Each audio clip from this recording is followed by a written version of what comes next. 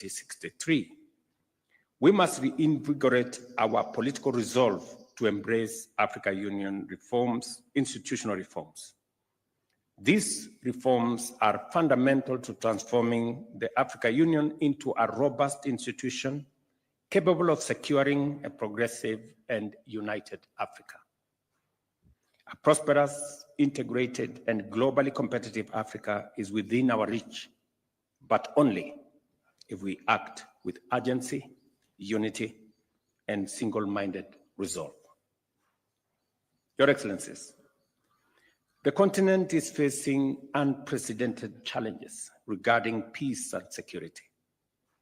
Conflict continues to rob Africa of its potential, costing the continent an estimated $18 billion annually and displacing millions of people. Africa today is home to 35 million internally displaced persons, 8.9 million refugees, 1.1 million asylum seekers, and 1 million stateless people. Between April and June 2024 alone, a total of 1,000 terrorism incidents were recorded across Africa, resulting in 4,818 deaths. This is an existential moment for our continent. The African Union security architecture, in its current configuration, is incapable of addressing these complex dynamics and challenges, and there is an urgent need for immediate revitalization of the peace and security architecture. The African Union's presence in regional hotspots remains weak, fragmented, and under-resourced.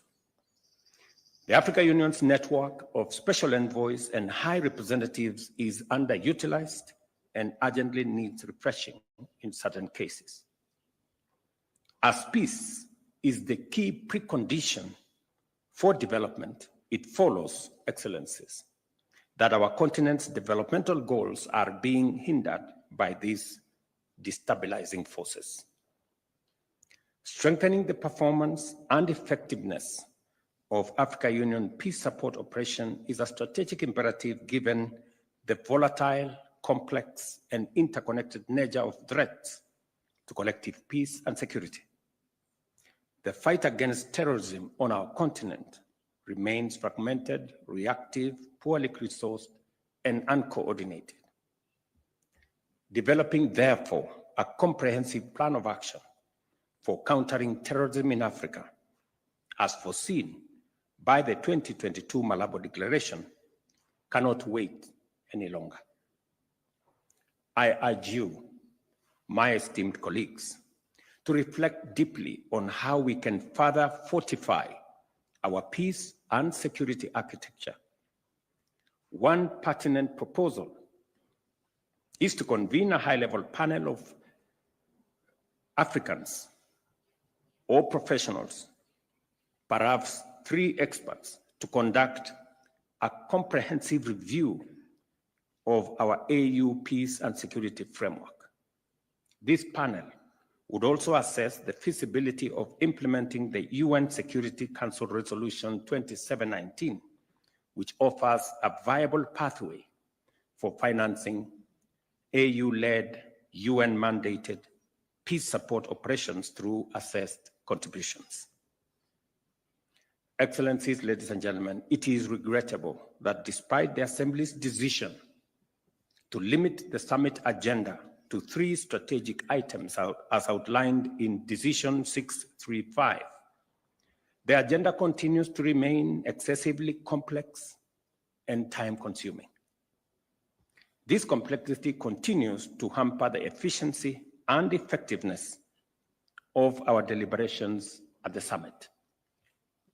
To streamline the Assembly's proceedings, I will be recommending for your consideration a revised format that includes a high-level opening session followed by a dedicated session for national statements by heads of state and government focused exclusively on the 3 agenda items. Each one of us will be allocated between 7 and 10 minutes to address any of the items, ensuring precision and focus. At the close of the Assembly session, the Chairperson of the Union and Chairperson of the Commission will issue a communique that encapsulates the deliberations and outcomes of the summit. In addition, I shall propose that the AU Commission be mandated to publish the Assembly and Executive Council decisions within 7 days of the summit's conclusion, ensuring transparency and prompt dissemination of resolutions. Excellencies, dear colleagues, Africa possesses the possibility and the capabilities and resources to finance herself sustainably and adequately. The revitalization of the Africa Union Peace Fund has been a commendable step forward, but we must consolidate these gains and set even more ambitious financing targets. A higher endowment for the Peace Fund is essential. In achieving this, domestic resource mobilization and strategic partnerships will play a pivotal role, all the while upholding the fundamental principles of African ownership and African leadership. Since 2020, the Africa Union budget has remained stagnant despite the increasing scope of our mandates and the creation of new institutions. Our ambitions must be matched by a predictable, sustainable, and accountable financial framework. I therefore propose for your consideration again the convening of an extraordinary session of Executive Council with the participation of Ministers of Finance to explore the present and present to the Assembly viable options for achieving the Johannesburg financing target within the next 5 years. Additionally, I recommend that the Assembly mandate the Africa Union High Representative on Financing the Union, Dr. Donald Kaberuka, to develop a concept note and a comprehensive report on practical options to achieve these targets. And I'm happy that Dr. Kaberuka is in our midst. Distinguished colleagues, the operationalization of the Court of Justice of the Africa Union remains a critical priority that must be pursued with renewed vigor. This judicial body is essential in providing a legal mechanism for the resolution of disputes between African states, as well as between the Africa Union and its various entities. Additionally, the court will serve as a court of appeal of decisions of the Africa Union Administrative Tribunal, thereby enhancing the credibility and efficacy of our continental legal framework. Although the protocol of the Court of Justice of the Africa Union came into force in July 2009, its implementation was deferred to facilitate the merger with the African Court on Human and People's Rights and to expand its mandate to include an international crimes chamber. It is now imperative that we move forward decisively in operationalizing this vital institution, and I will be presenting a resolution to the Assembly for the immediate appointment of judges to this court. In addition, the revitalization of the Pan-African Parliament is a matter that demands our collective focus and commitment. During a recent consultative meeting in Nairobi with the leadership of the Pan-African Parliament, we reaffirmed the need for a high-level advocacy to secure the ratification of the Malabo Protocol by an additional 13 members, thereby reaching the required threshold of 28 ratifications. As of now, only 15 countries have ratified the protocol, which seeks to empower the Pan-African Parliament with permanent membership and legislative authority to formulate model laws that will shape the governance of our continent. As champion of the African Union reforms, I call upon your excellencies to rally behind this effort and accelerate the ratification process. As we embark on our consultations today, I wish you all fruitful deliberations. Let us work together towards producing empowering and impactful outcomes that will drive the reform process forward and position our union for greater achievement. Again, to all of you, welcome to Nairobi.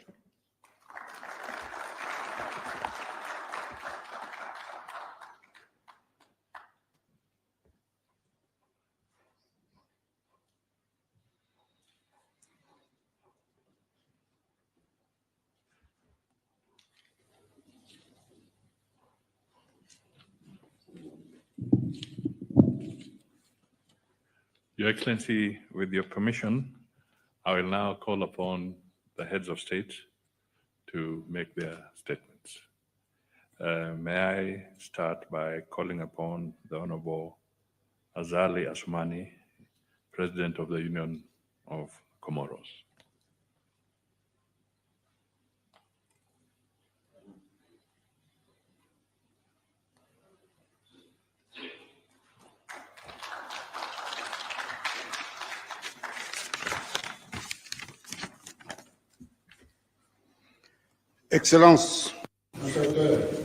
Excellency, dear brothers, Dr. William Ruto, Dr. Abaka Iyame, Excellency brothers, the Chair of the African Commission, Mr. Moussa Faki, dear brother, Head of State and Head of Government, Ministers, Honorable Assistants, Assalamu alaikum. Allow me, first of all, to disseminate my sincere thanks to our brother, Dr. William Ruto, President of the Republic of Kenya, and also to his government and of the African, and also for the warm welcome that has been given to us by his people anytime that we are coming in Kenya, especially this beautiful capital of Nairobi. I would like to thank our dear brother Moussa Faki Mahmoud, a chair of the African Commission, with His Excellency President Ruto, have taken these very pertinent initiative of this high-level meeting on institutional reform of African Union a couple of months before giving this duty to his successor. I would like to thank also sincerely our brother Paul Kagame, President of Republic of Rwanda, who led in a very efficient manner the process, the reform process of the African Union. I would like also to thank the initiative and these high-level retreats focusing on institutional reforms as well as structure of the African Union. I won't be too long because our two brothers, Moussa Faki and Ruto, have already said it all. However, I would like to highlight some changes that are ongoing, some that were also been organized and some didn't. So this also pushes us to adapt ourselves to the current situation. Therefore, now that we are preparing ourselves for the 38th ordinary Pan-African meeting, this meeting gives us an opportunity to highlight and to bring out important point of these reform that was held in March 2018.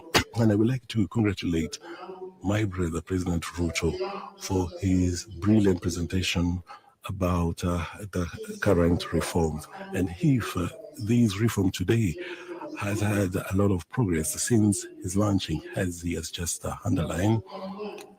So it is, of course, there are a number of challenges that we need to overcome in order to improve services that we provide from our organization, especially on its efficiency, operational efficiency, and to be able to reach to a level of having sustainable financing, as well as with the support of African citizens.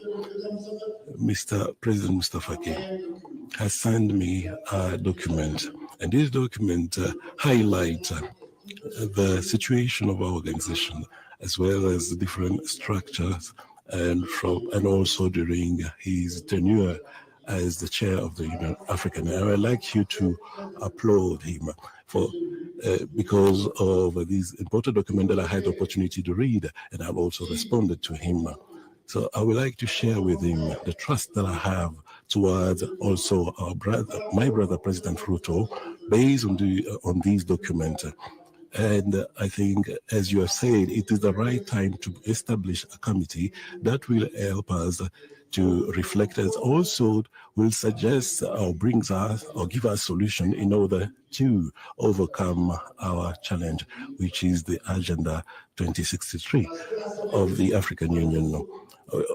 On top of these challenges, we also have current conflict that are rising in Africa, on the African continent, as well as across the world. Under these contexts, as well as geopolitical challenges that really are shaking Africa as well as the world, as we have said before, Africa has all the potentials, and that will help him to overcome his ambition for the Vision 2063, as well as establishment of CFTA and all the progress that has been highlighted based on these projects. And I believe that we'll continue. All that we are doing will allow us to resolve some issues, and especially also to give all these projects to the next generation and help them and give them a result that will enable them to move forward our continent. And allow me to also mention a number of things that are really shaking Africa. I think it's a very good lesson that has given to us. We need to move forward in order to find solution to those challenges that we are facing today. So it's up to us and our organization to make sure that our organization may be getting at the high level, at the international level. And I would like to thank Mr. Ahmed for the effort that you have done. And I look forward for much better progress in the future. Thank you, Mr. President. Thank you, Excellency. It is now my honor to invite His Excellency Omaro Sissoco Embalo, President of the Republic of Guinea-Bissau.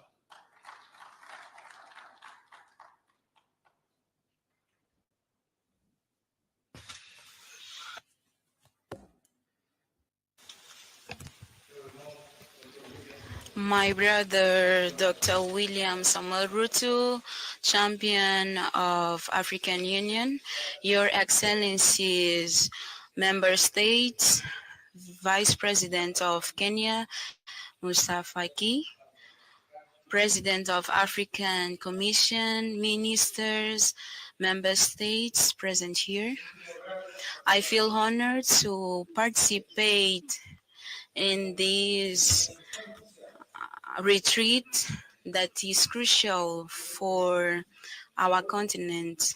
We are here in Nairobi under the leadership of President Samuel Ruto, and we are called to reflect on the institutional reforms of the African Union to better serve the aspirations of our people. Africa has a global context that has been changing, and the resilience of our institutions will determine if we will be able to cope with the challenges so that we are not limited by inefficiencies. The reforms that we are discussing today are not only processuals, but they represent the base to achieve the objectives that was defined on the Agenda 2063 for a prosperous Africa and globally influent.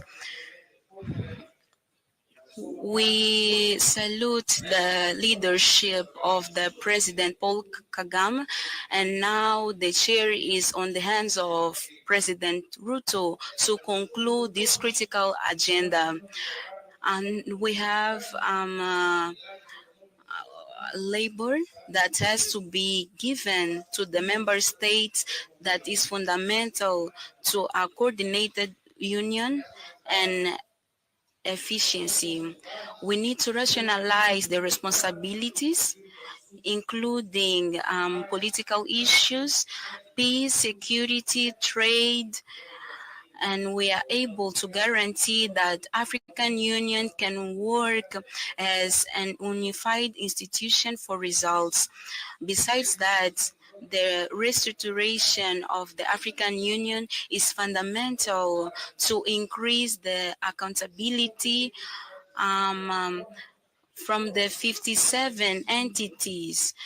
For the reforms, we were able to make significant progress, but we need to continue with our work so that we can report on February 27. Financial budget is essential for our activities.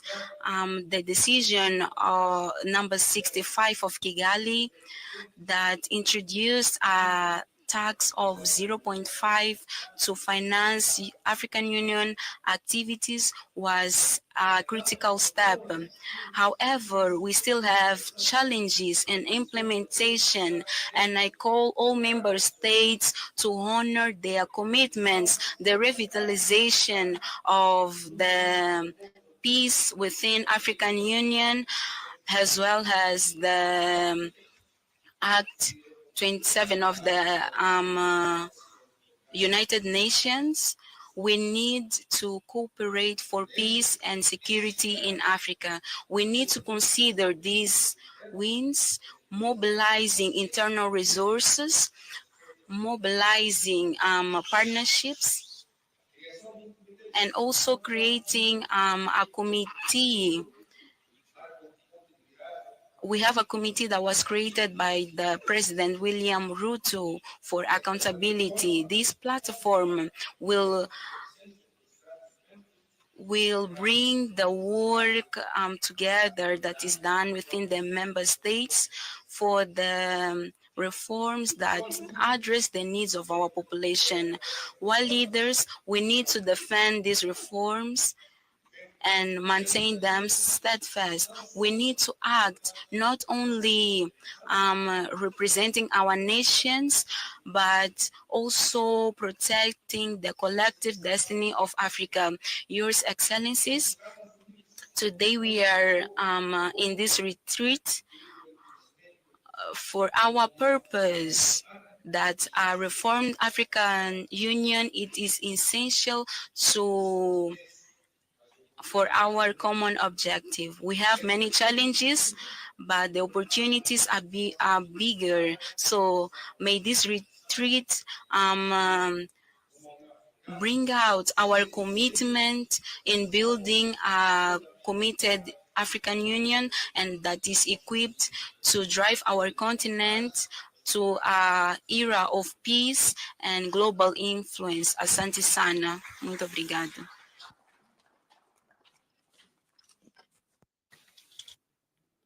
Thank you, Your Excellency. It is now my honor to invite His Excellency Taye Selassie, President of the Federal Democratic Republic of Ethiopia.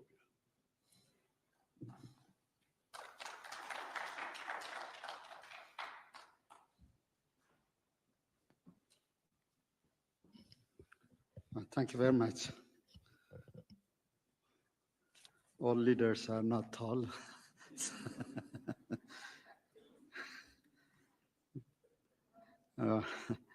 Your Excellency, William Samoei Ruto, President of the Republic of Kenya and champion of the Africa Union institutional reforms, Excellencies, Heads of State and Government, Your Excellency Musa Faki Mohammed, Chairperson of the African Union Commission, distinguished ministers and delegates, and ladies and gentlemen. Allow me to express my sincere gratitude to the people and government of the Republic of Kenya for the warm and gracious hospitality extended to me and my delegation. And I would also like to extend a warm greetings from your friend, Prime Minister Abiy Ahmed, who couldn't be with us today due to an annual party congress that's taking place in Addis. I would also like to commend President Ruto for his exemplary leadership and steadfast commitment to advancing our collective goals, as well as for providing comprehensive update on the progress of the African Union institutional reform. We acknowledge with appreciation the invaluable contribution of the former champion of this reform, His Excellency President Paul Kagame, for laying a robust foundation upon which we can pursue our objective in building a strong institution. Excellencies, as we reflect on our reform journey, it is important to acknowledge the significant efforts we have made, particularly in structuring key African Union institutions. We have streamlined our summits, reformed our commissions, and rationalized the work of our key organs. Furthermore, streamlining our working methods is crucial for enhancing efficiency. Our commitment to ownership and accountability is evident in initiatives like the F-15 Finance Ministers Committee, the Revitalized Peace Fund exceeding, as mentioned earlier, $400 million demonstrates our collective resolve as well.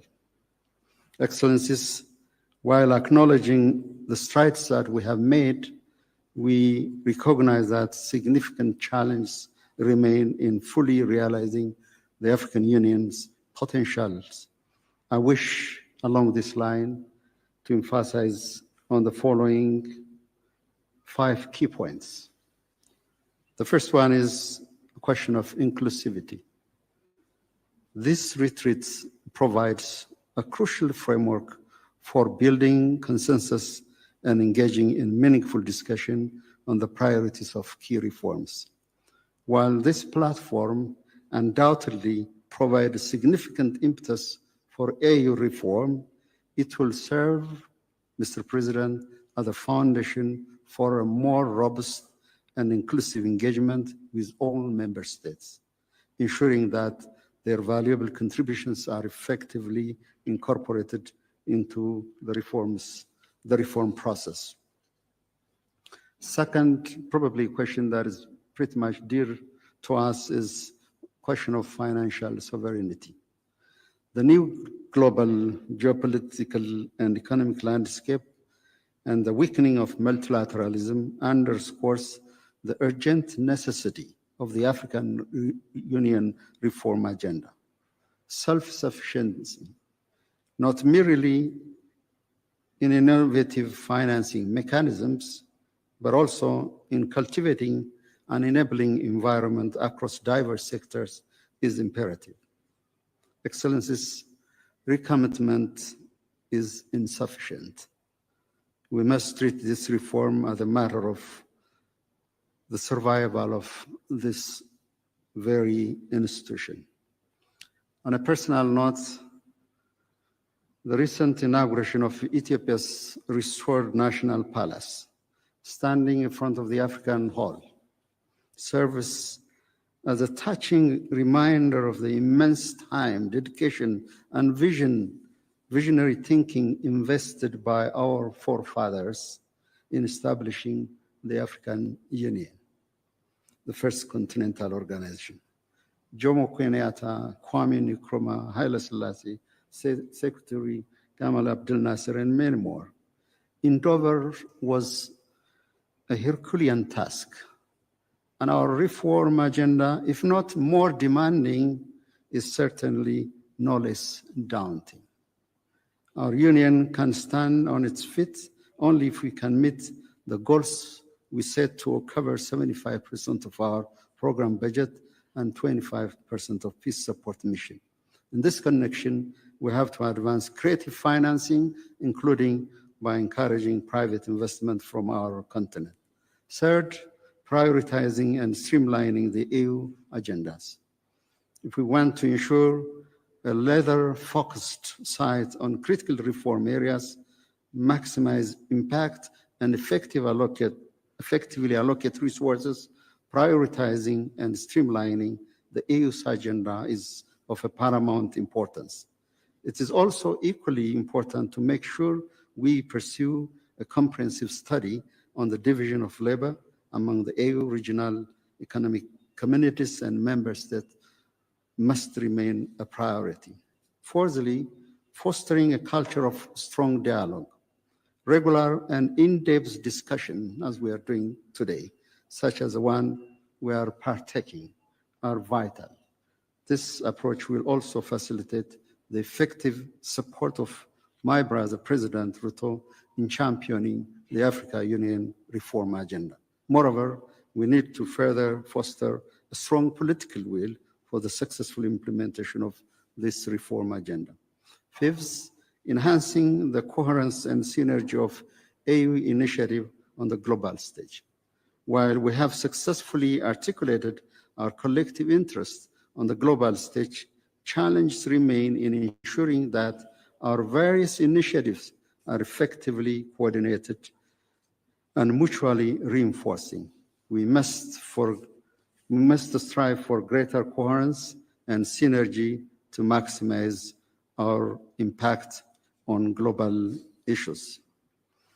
At this particular moment, I would like to welcome the progress made in securing predictable and sustainable financing for EU-led peace support operation through UN-assessed contribution through the adoption of United Nations Security Council Resolution 2719/2023. One of the critical shortcomings in considering this partnership is the fact that the EU doesn't have a dedicated peace support operation directorate, as we have at the United Nations. Therefore, it is critically urgent and important that we have to put in place a structure that reflects the UN Security Council resolution, particularly the peace support operation. In conclusion, a robust and concerted effort from all stakeholders to achieve tangible outcomes through the effective implementation of the reform agenda is imperative. The success of this endeavor hinges upon our collective political will. Let us therefore work together to ensure that the African Union emerges as a stronger, more unified, well-equipped, effective institution to address the challenges of the 21st century. I reaffirm Ethiopia's full support to Your Excellency, President Ruto. I have heard your deep introspection, your thoughts, and forward-looking proposals, and I assure you that you have our full support, and I wish you a successful implementation of the African institutional reform agenda. Asante sana, I thank you.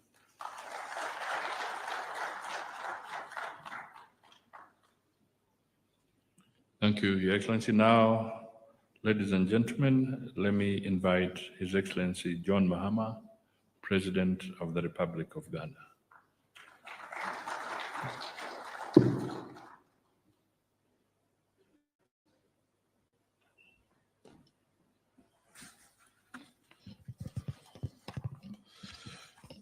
Thank you very much, Your Excellency William Ruto. Your Excellencies, heads of state and government here present, Your Excellency, Chairperson of the African Union Commission, Honorable Ministers of State here present, distinguished delegates, ladies and gentlemen. It gives me great pleasure and honor to join you on this august occasion where we gather to interrogate a very important issue, such as the journey of the African Union towards the attainment of its revised objective, the Agenda 2063, having attained the initial aim of our founding fathers, which is liberation from colonial rule. Before I proceed, allow me to extend my heartfelt appreciation to my dear brother William, His Excellency William Ruto, for the invitation, as well as the warm and cordial reception that has been accorded us since our arrival in this second home of ours, the beautiful city of Nairobi, a land that embodies the spirit of Africa's resilience and innovation. And I thank the organizers for convening this crucial retreat at such a pivotal time in the journey of our dear African Union. President Ruto, my heart has indeed been gladdened by your honoring my invitation and visiting Accra on the 7th January during my investiture ceremony. Your presence was an expression of the deep friendship between our good selves and our good nations. It underscored the strong, long-standing bond of friendship that has so happily existed between Ghana and Kenya. And I look forward to working closely with you to deepen these relationships for the mutual benefit of our two peoples. Your Excellencies, today we gather not just as leaders, but as stewards of a vision of an Africa that is united, self-reliant, and prosperous. This vision was first articulated by the founders of the Organization of African Unity, and later advanced by the establishment of the African Union, and it remains our guiding light and principle. Yet as we stand at the crossroads of opportunity and challenge, we must critically reflect on our progress and recalibrate our strategies to meet the evolving needs of our continent. The reform agenda of the African Union is a bold and necessary initiative aimed at transforming our continental body into a more efficient, financially independent, and effective institution. The African Union, as our collective institution, has achieved remarkable milestones in its journey, and that is from spearheading the African Continental Free Trade Area to advancing peace and security through initiatives such as the African Union Mission in Somalia, AMISOM, and the African Peace and Security Architecture, APSA. The AU has demonstrated its potential as a unifying force. However, the challenges we face today demand more than just incremental progress. They require some bold and transformative reforms. Our continent faces a unique set of challenges: youth unemployment, food insecurity, climate change, governance deficits, and conflicts in many regions. At the same time, we're witnessing global shifts that necessitate a reimagining of Africa's place in the world. The African Union must evolve to become more agile, efficient, and impactful in addressing these new challenges. The AU must streamline its decision-making processes to ensure that they are timely and results-oriented. Bureaucratic inefficiencies undermine the confidence of our citizens and international partners, and overlapping mandates which hinder effective decision-making. By streamlining the AU commissions, clarifying roles, and eliminating redundancies, we can establish a more agile organization that is better equipped to address the evolving needs of our continent. Efficiency must be the guiding principle in how we conduct our affairs, ensuring that our policies and programs translate into real change for our people. We must adopt mechanisms that prioritize accountability, transparency, and value for money, ensuring that every resource is maximized for the benefit of the African people. Your Excellencies, one of the fundamental pillars of reform is AU's financial autonomy. The over-reliance on external partners for funding compromises the organization's independence and ability to set its own agenda. The implementation of the Kigali decision on financing the Union must be expedited. A self-reliant African Union is not just a vision we have, it is an imperative to achieve. Your Excellencies, without peace, there can be no development. The AU must strengthen its capacity to prevent, mediate, and resolve conflicts. This includes adequately resourcing the African Standby Force and leveraging partnerships to address emergency threats such as terrorism, cybercrime, and climate-induced displacements.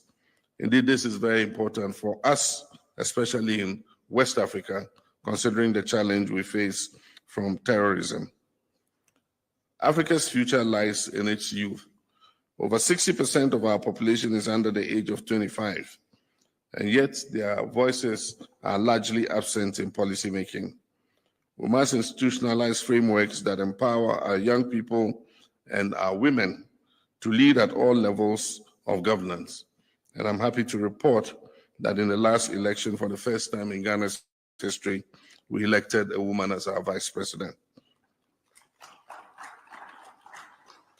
The energy of our youth, creativity, and vision are the drivers of the Africa that we all seek to build. The African Continental Free Trade Area has set the foundation for a single African market, but much work remains to be done.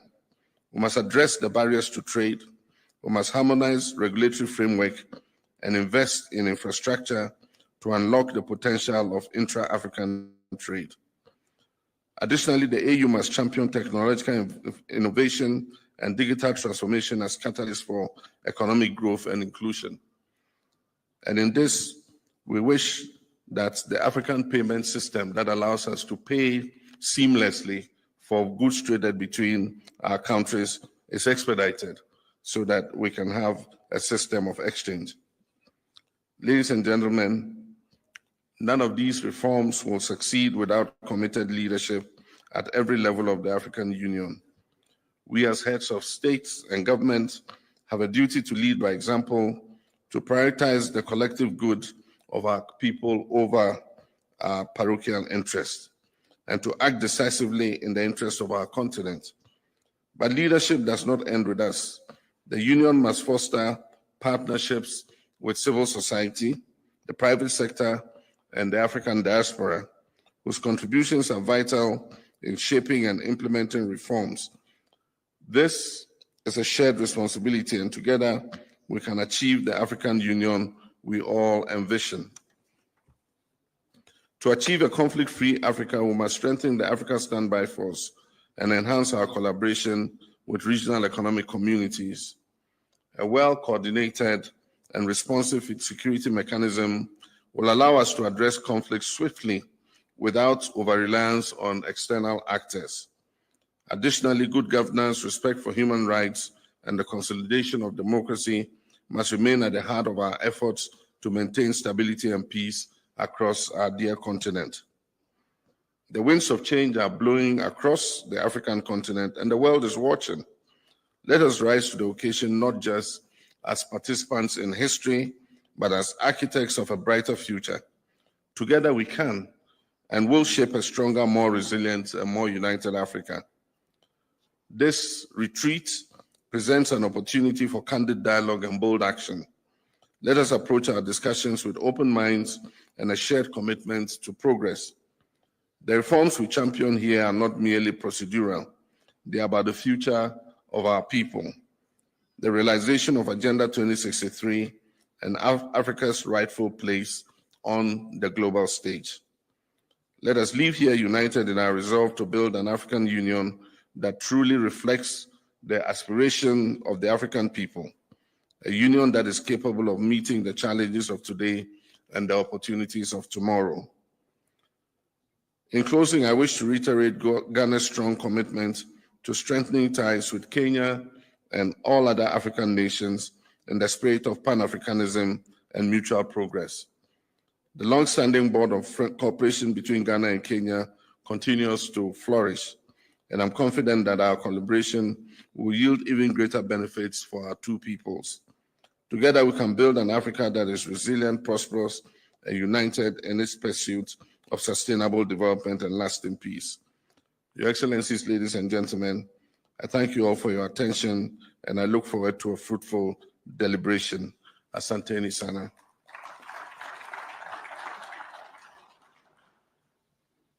Thank you, Your Excellency. Your Excellencies, ladies and gentlemen, that marks the end of the opening session of the retreat.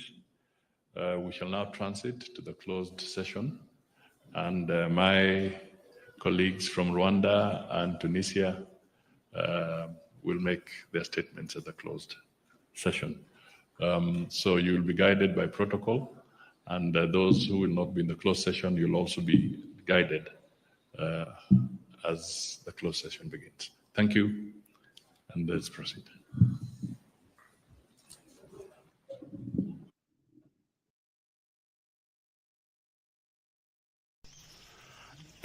Ile maneno ambayo ilitokea huko bungeni jana wakati MP ambaye amechaguliwa juzi wa Kiambaa Njuguna Kawanjiko alisimama kuongea na ulimi yake ikakwama, akashindwa kutranslate mawazo kutoka kwa akili ailete kwa mdomo itoke, awekelea agenda za watu wa Kiambaa on the floor of parliament.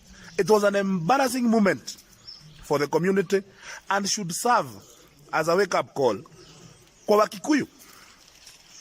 Wakikuyu lazima wajiulize, huko ukienda huko kwa Luo Nyanza utapata mbunge kama Kawanjiko ambaye hawezi kuongea. Ukienda Western kwa Luhya utapata mbunge kama Kawanjiko ambaye hawezi kuongea. Ukienda huko Northeastern kwa Wasomali utapata kweli mbunge kama Kawanjiko ambaye hawezi kuongea. Hata Turkana mwisho ya Kenya, they do not elect ignoramuses. Lakini hapa kwetu mlimani, hapa ndio Ruto anataka kuja kuimpose ignorant people kama Kawanjiko.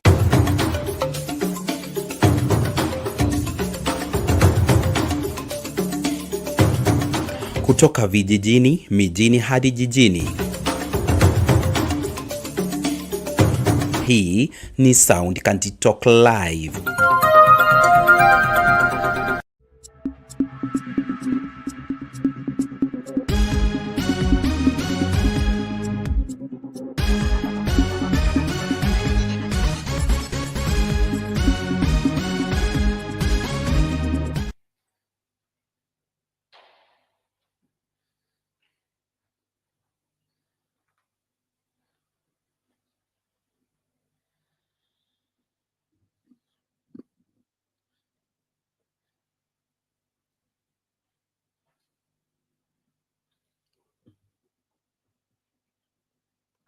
Let us kindly take our seats.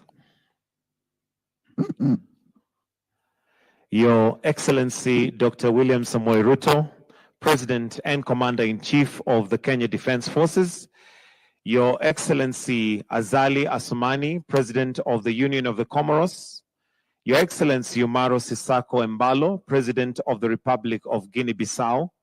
Your Excellency Ambassador Taye Selassie, President of the Federal Republic of Ethiopia. Your Excellency John Dramani Mahamat, President of the Republic of Ghana. Your Excellency Musa Faki Mahamat, Chair of the Africa Union Commission. Your Excellency, the Deputy President of the Republic of Kenya, Professor Abraham Kithure Kindiki. Ministers of Foreign Affairs, Mauritania, Your Excellency Mohamed Salem. Secretary of State, Tunisia, Your Excellency Mr. Mohamed Ben Ayed, all cabinet secretaries present, all senior government officials, Your Excellencies, if it please you now, allow me to invite the Prime Cabinet Secretary, Honorable Musalia Mudavadi, who will make some remarks and proceed with the rest of the program. Welcome, Your Excellency Musalia Mudavadi. We can give him a warm clap as he's coming. And as we say in Kenya, karibu sana Mheshimiwa Musalia Mudavadi. Welcome, sir.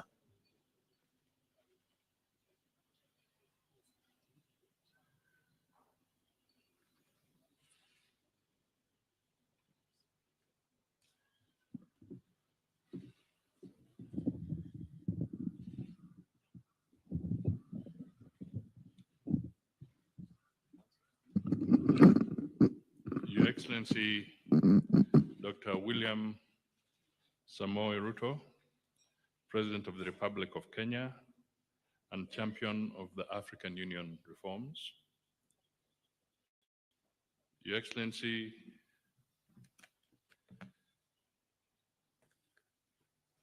Azali Assoumani, President of the Union of Comoros. Your Excellency Omaro Sissoko Embalo, President of the Republic of Guinea-Bissau. Your Excellency John Mahama, President of the Republic of Ghana. Your Excellency Taye Atske Selassie, President of the Federal Democratic Republic of Ethiopia. Your Excellency Musa Faki, AUC Chairperson of the African Union Commission.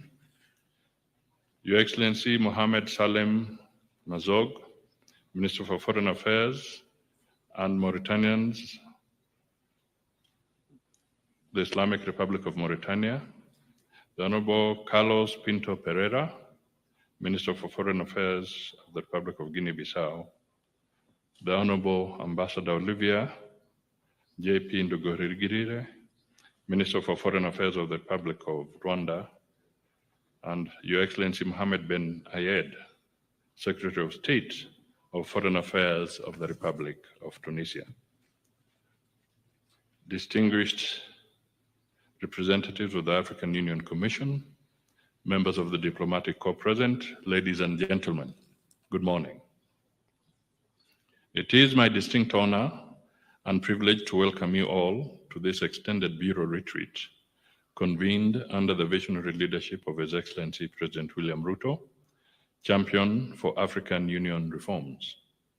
We are gathered here today with a shared sense of purpose to advance the critical agenda of institutional transformation within the African Union, ensuring its structures are fit for purpose in addressing the aspirations of our continent. This retreat is a testament to the collective resolve of our leadership to forge a stronger, more efficient, and resilient union, one that reflects the dynamism of Africa and responds effectively to the needs of its people. Through your presence and active participation, we signal our unwavering commitment to the reform process and to build an Africa that is united, prosperous, and globally influential. Your Excellencies, as we embark on these deliberations, let us be guided by the principles of unity, solidarity, and accountability.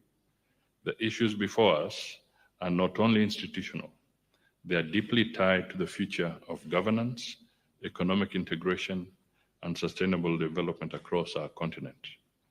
Today, we have the opportunity to craft solutions that will resonate for generations to come. And before I conclude, I missed out to acknowledge my boss, the Deputy President Kithure Kindiki, who is also with us. It is now my honor and pleasure to invite His Excellency Musa Faki to come and make some remarks before I call on His Excellency the President to speak.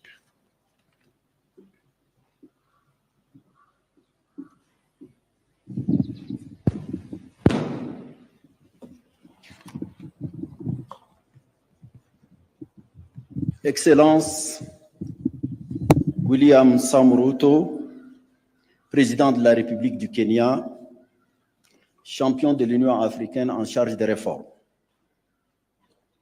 Excellences, Mesdames et Messieurs les chefs d'État, de gouvernement et de délégation, Mesdames et Messieurs les ministres, Professeur Moukoko, chef de l'unité de réforme de l'Union africaine, distingués invités, Mesdames et Messieurs.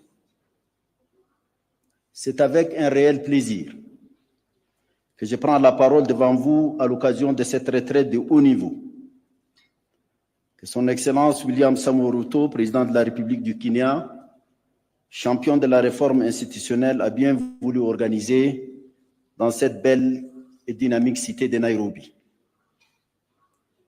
Je voudrais remercier très sincèrement le président Ruto pour cette initiative qui arrive à point nommé et qui doit vous permettre, Excellence, d'échanger sur des questions cruciales auxquelles notre organisation est confrontée. Je rends hommage. I pay tribute to the heads of state and heads of delegation who have traveled to Nairobi despite their busy schedule, very busy schedule. 8 years after the launching of the institutional reform, a lot of water has flowed under the bridge. Substantive progress has been made under the determined leadership of President Paul Kagame, President of Rwanda, who was the first champion of reform, and I want to commend him.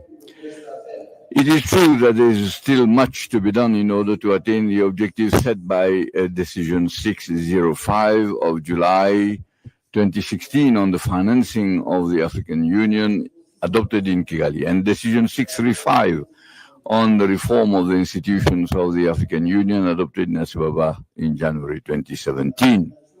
The appointment in February 2024 by the Assembly of President Ruto, whose dynamism is well known as a new champion of reform, bears witness to the will of the African leaders to complete the reform. We have to rejoice at it.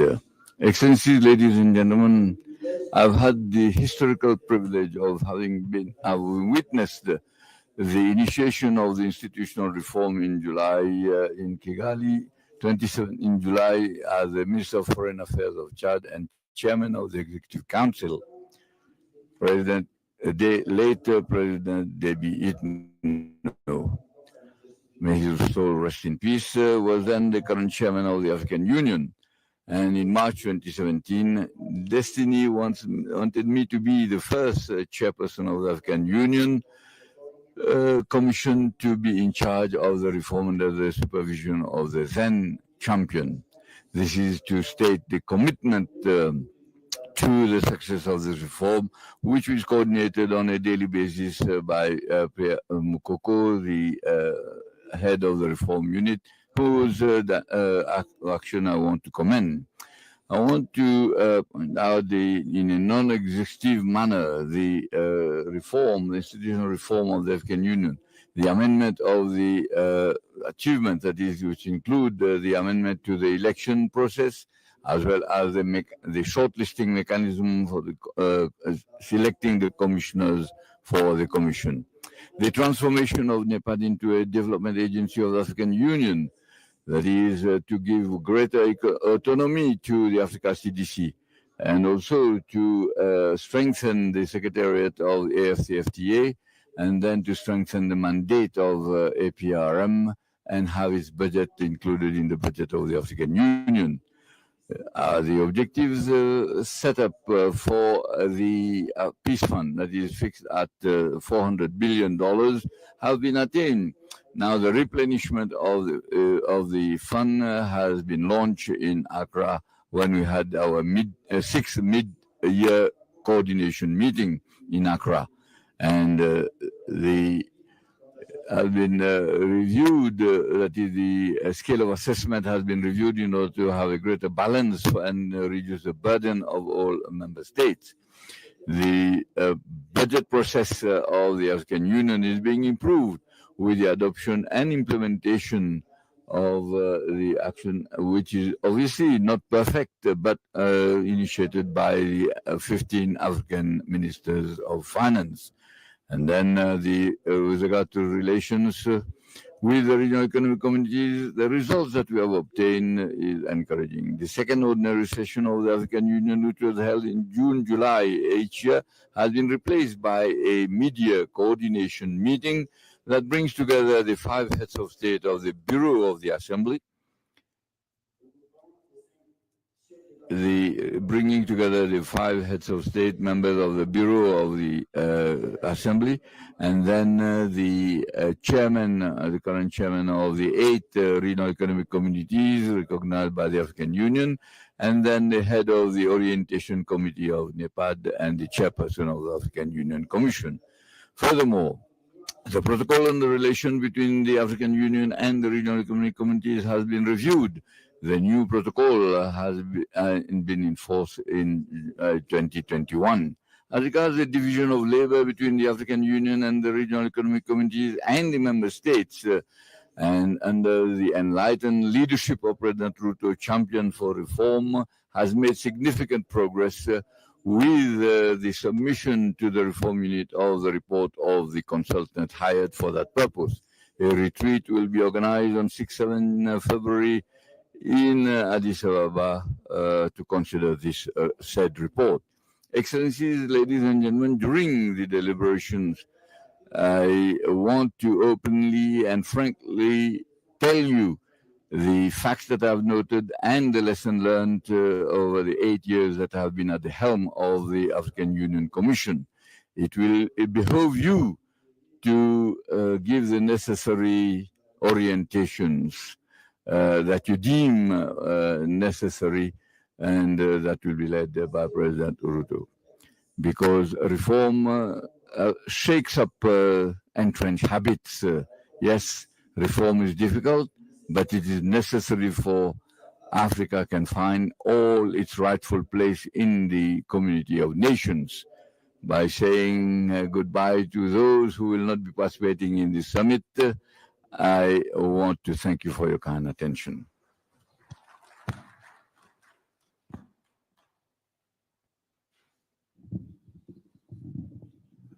Your Excellencies, with your permission, I would like to request His Excellency Mohammed Salem Mazog to make a statement on behalf of the President of Mauritania.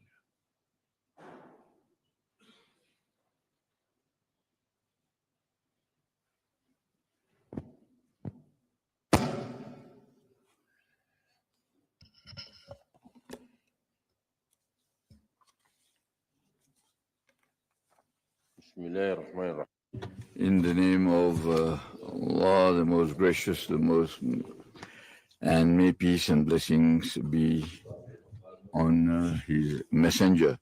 Excellency William Samuel Ruto, President of the Republic of Kenya and African Union champion for institutional reform.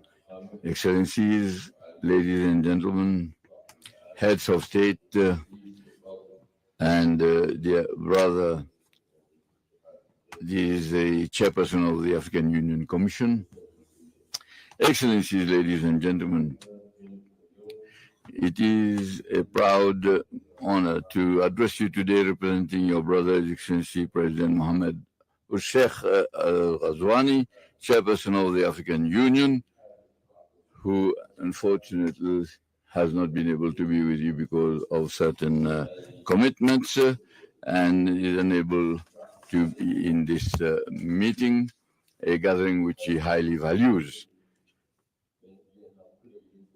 He has entrusted me with the responsibility of conveying his apologies and his warmest regards and sincere wishes for the success of your discussions in attaining the objectives that serve our continent and strengthen the path of unity and shared solidarity. May I, Your Excellency President William Samuel Ruto, to express to you our profound gratitude for the warm reception and generous hospitality extended to us since our arrival in this beautiful and very welcoming country. I would like to seize this opportunity to extend my congratulations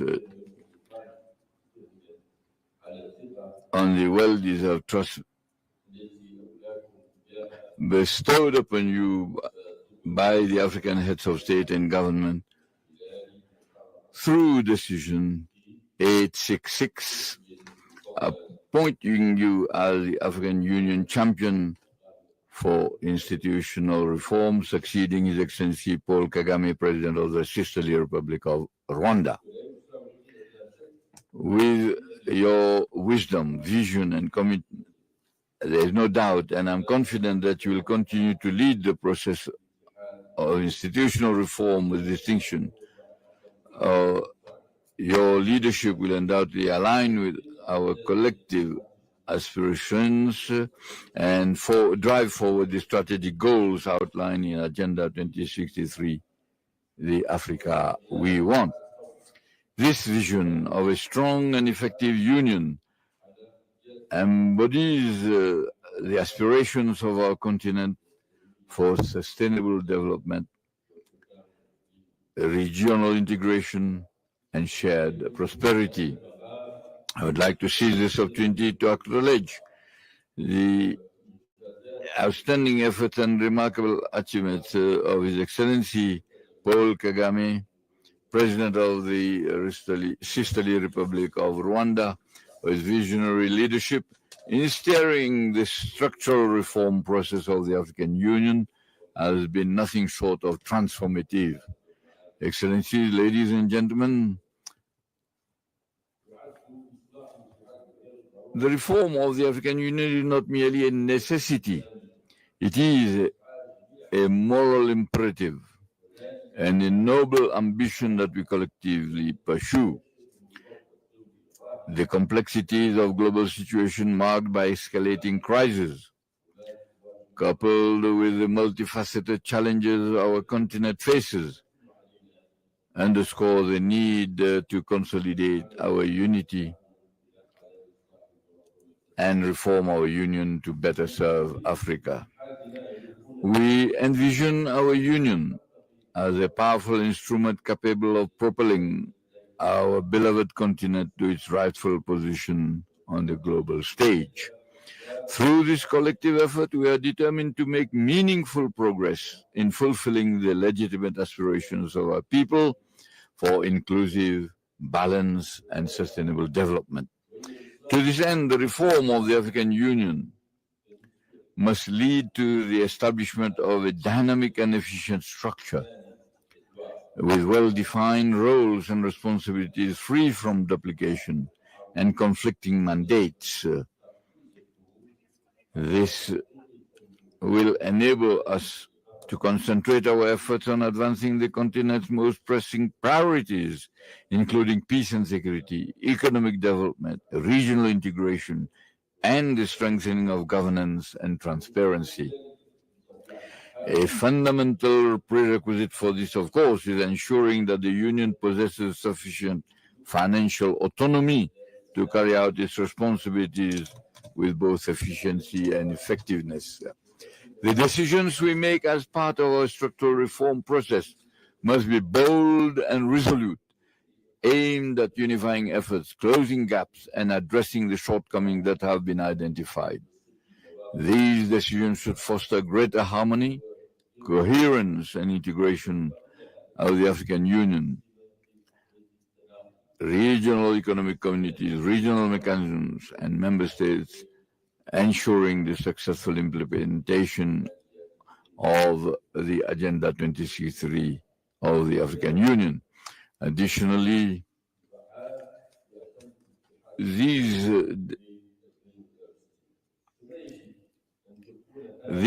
decisions must be clear and unambiguous, leaving no room for misinterpretation. We must also establish robust mechanisms. Last year, we faced the consequences of not strictly adhering to the decisions made at the 11th Extraordinary Summit of the African Union, particularly regarding the election of senior leadership for the Commission and the application of the regional rotation principle. Just days before the nomination deadline, we were confronted with a complex crisis that threatened to derail the elections and raise doubts about a commitment to upholding this essential reform principle. However, The timely and wise intervention of the Excellency President Mohamedou Sheikh Al-Ghazouani, the current chairman of the African Union, in convening an extraordinary Executive Council meeting in March, enable us with God's grace to overcome this crisis. By establishing a clear and transparent process for nominating senior leadership positions for the Commission, we were able to resolve the issue, reach an agreement on the elections. Ladies and gentlemen, Excellencies, Heads of State, we stand at a pivotal moment in our history, a moment to strengthen our unity and realize the aspirations of our peoples as articulated in Agenda 2063, the African we want. Let this milestone be the foundation of a strong, dynamic, and effective union that embodies Africa's collective ambitions for peace and prosperity. The success of the reform agenda of the African Union hinges on our collective determination to implement our decisions with diligence and to establish a fair and transparent recruitment system. This system must attract the best talent from across the continent, as it is the foundation upon which development and integration must rest. As I conclude, allow me to express my heartfelt appreciation for your sincere efforts on behalf of the President Sheikh Al-Ghazouani, and I would like to thank Musa Faki Mahamat for all his efforts over the years that he has served at the helm of the organization. I thank you. I would like to thank you and look forward to fruitful deliberations that will lead to decisions advancing our shared goals. Assalamu alaikum wa rahmatullahi wa barakatuh. May peace and blessings be upon all of you. Thank you, Mr. Minister. Your Excellencies, ladies and gentlemen, it is now my honor to invite Excellences, Mesdames et Messieurs, c'est mon honneur maintenant d'inviter William Ruto to make his address and take us forward from there.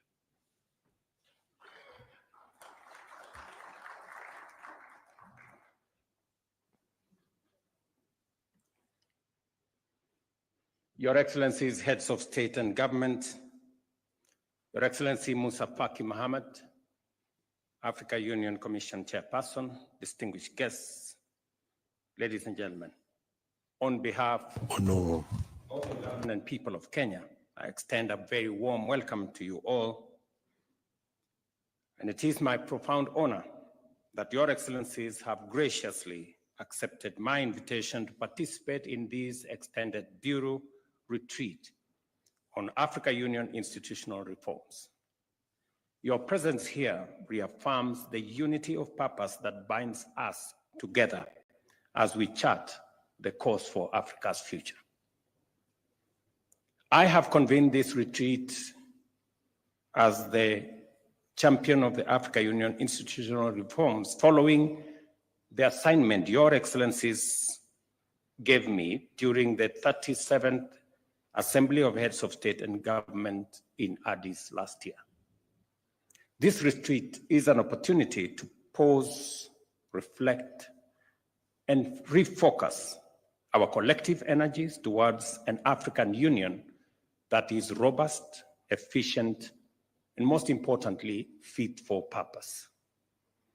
As Your Excellencies will recall, I was tasked with the role of re-energizing the reform process by ensuring the outstanding reform priorities are concluded as soon as is practicable. These reform priorities include the restructuring of the remaining Africa Union organs, institutions, and offices, as well as the study on the division of labor between the Africa Union, regional economic blocs, and states. I was also tasked with reporting on the progress of reform implementation during the forthcoming ordinary session of the Assembly in February next month. Today, we stand at a crossroads, a juncture marked by complex geopolitical developments, economic challenges, and an unprecedented social transformation. Yet within these challenges lie unparalleled opportunities that have the possibility to unlock the full potential of our continent through initiatives such as the Africa Continental Free Trade Area and other continental interventions. Our task here is to harness these opportunities, galvanize political will, and renew our collective commitment to a prosperous Africa. Your Excellencies, the African Union is built upon the noble foundation of liberation. Liberation from colonialism and apartheid, from oppression, and from dependency. The transformation from the Organization of African Unity to the African Union was not a departure from this mission. Rather, it was an evolution, a shift towards addressing contemporary challenges and seizing new opportunities. The African Union remains firmly in the business of liberation, liberation from poverty, conflict, and underdevelopment, from unfair global trading practices, and from exclusion in the global decision-making metrics. To achieve this, our institutional architecture must be strengthened, streamlined, and strategically aligned with our vision. Since my appointment as champion of AU institutional reforms, I have engaged extensively and strategically with key Africa Union stakeholders to advance the reform agenda. These engagements include meeting with the Africa Union Commission leadership, led by the chair, His Excellency Musa Faki Mahamat, whose insights and ideas have formed an immense part of my presentation. The Africa Union Institutional Reforms Unit Secretariat, led by Professor Pierre Mukoko, and in a retreat that I convened in Naivasha, Kenya, on reforms that brought several actors together. Additionally, I have held consultative meetings with the Permanent Representatives Committee in Addis Ababa, the leadership of the Pan-African Parliament, led by Chief Fortune Charumbira, as well as Dr. Donald Kaberuka, the AU representative for financing the Union, here in Nairobi. I wish to thank my dear brother, His Excellency Paul Kagame, President of the Republic of Rwanda, for the outstanding work he did as the pioneer champion of the AU institutional reforms. I commend him for his dedication and achievements in advancing the reform agenda of our organization. Excellencies, the road ahead demands bold leadership and unwavering commitment. Given that the implementation of the reform priorities is a political process, it is my view that execution should continue to be guided at the level of heads of state and government. I shall therefore be proposing to recommend to the Assembly, of course with your concurrence, the formation of a committee of heads of state and government of the African Union on AU reform to oversee this process. This will ensure sustained momentum, strategic oversight, and collective ownership of the reform process. I invite this August gathering to provide guidance on the appropriate formula for representation in the committee. To give focused attention to AU reform momentum, I'm also requesting that we consider the possibility of convening an extraordinary summit of heads of state of government heads of state and government later this year. Ladies and gentlemen, to realize the objective of the Africa we want as outlined in Agenda 2063, we must reinvigorate our political resolve to embrace Africa Union reforms, institutional reforms. These reforms are fundamental to transforming the Africa Union into a robust institution capable of securing a progressive and united Africa. A prosperous, integrated, and globally competitive Africa is within our reach, but only if we act with urgency, unity, and single-minded resolve. Your Excellencies, the continent is facing unprecedented challenges regarding peace and security. Conflict continues to rob Africa of its potential, costing the continent an estimated $18 billion annually and displacing millions of people. Africa today is home to 35 million internally displaced persons, 8.9 million refugees, 1.1 million asylum seekers, and 1 million stateless people. Between April and June 2024 alone, a total of 1,000 terrorism incidences were recorded across Africa, resulting in 4,818 deaths. This is an existential moment for our continent. The Africa Union security architecture, in its current configuration, is incapable of addressing these complex dynamics and challenges, and there is an urgent need for immediate revitalization of the peace and security architecture. The African Union's presence in regional hotspots remains weak, fragmented, and under-resourced. The African Union's network of special envoys and high representatives is underutilized and urgently needs refreshing in certain cases. As peace is the key precondition for development, it follows, Excellencies, that our continent's developmental goals are being hindered by these destabilizing forces. Strengthening the performance and effectiveness of Africa Union peace support operation is a strategic imperative given the volatile, complex, and interconnected nature of threats to collective peace and security. The fight against terrorism on our continent remains fragmented, reactive, poorly resourced, and uncoordinated. Developing, therefore, a comprehensive plan of action for countering terrorism in Africa, as foreseen by the 2022 Malabo Declaration, cannot wait any longer. I urge you, my esteemed colleagues, to reflect deeply on how we can further fortify our peace and security architecture. One pertinent proposal is to convene a high-level panel of Africans or professionals, perhaps 3 experts, to conduct a comprehensive review of our AU peace and security framework.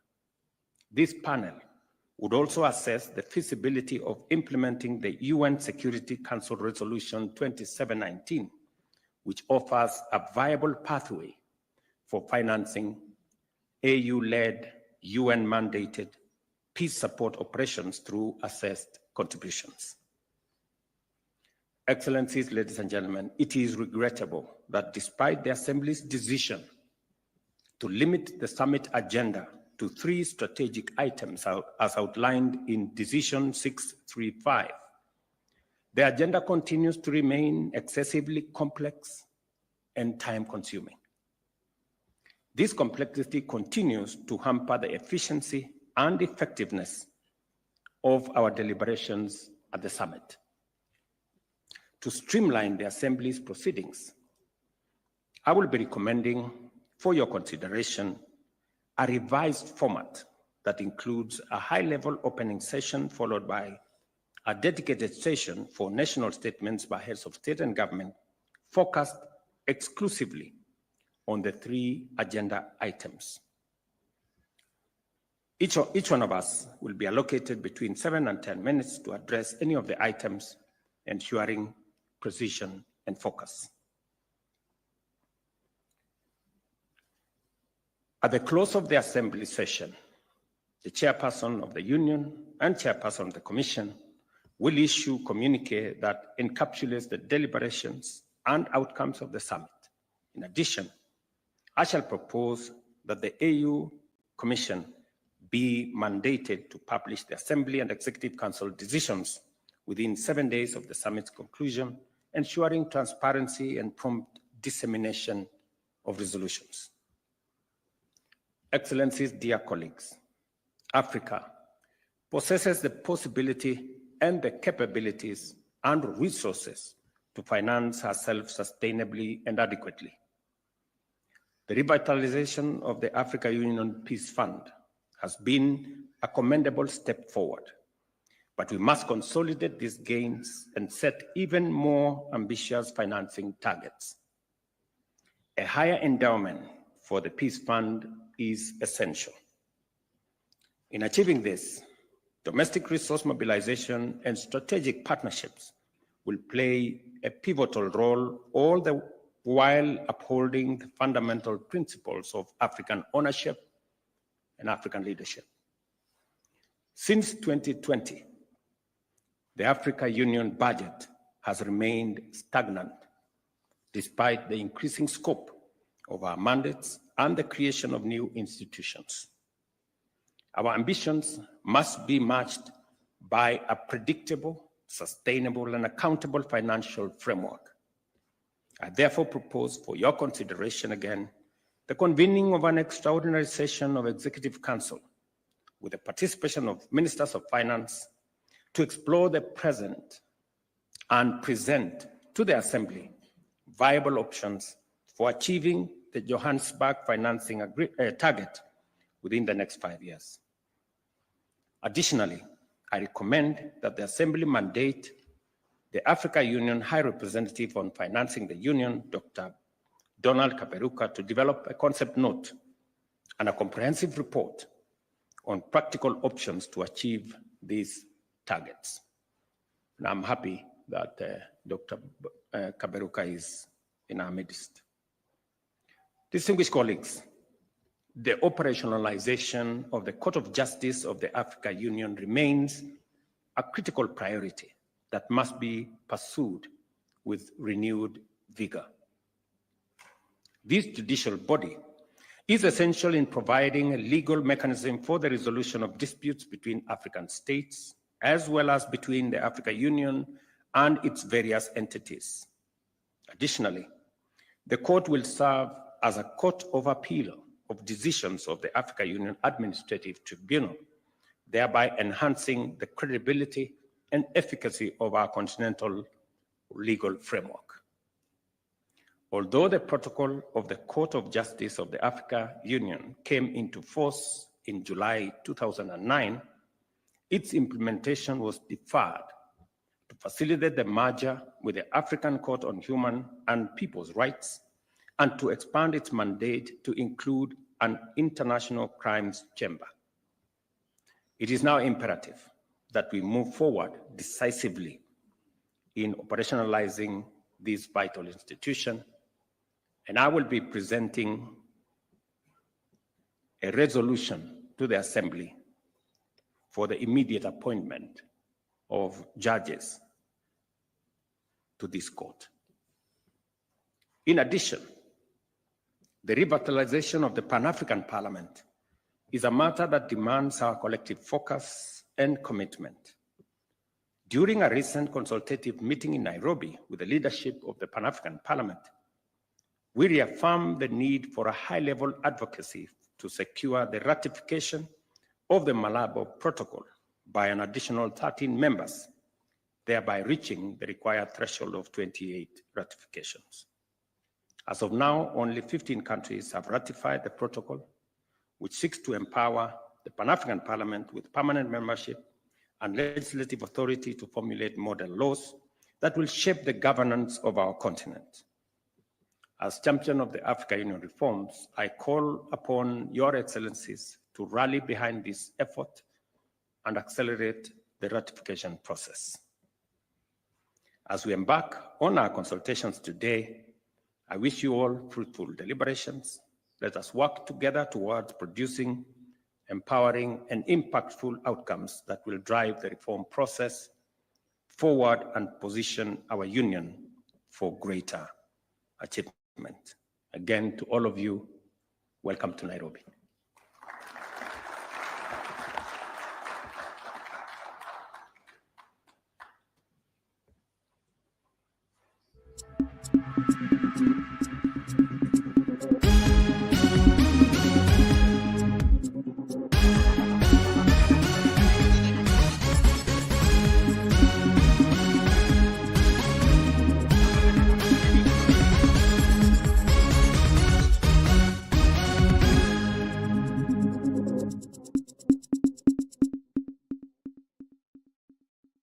Are you looking for video live streaming services? You want your church services to be on air? You do not know where to market your goods and services? At Sound Candid Talk, we deliver the best live stream services for your events, product and service launches, conferences, weddings, and marriages. Reach on us today.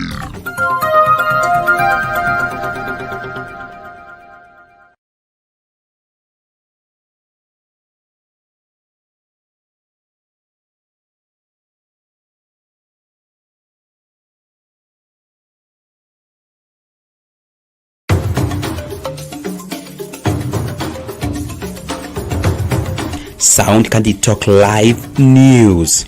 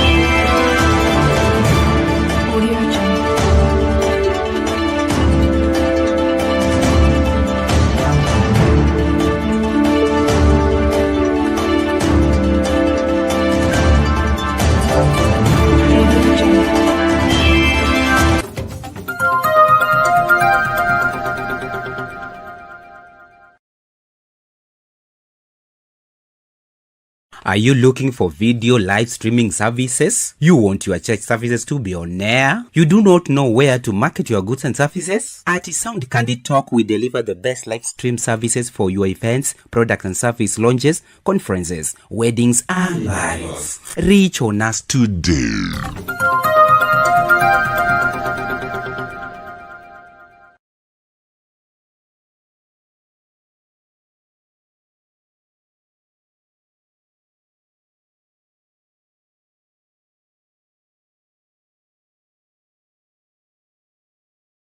At Sound Candid Talk, we provide live UHD broadcasting for church services, talk shows and podcasts, weddings, live bands, products and services launches, webinars and trainings, Zoom meetings, conferences, seminars, exhibitions, and virtual concerts.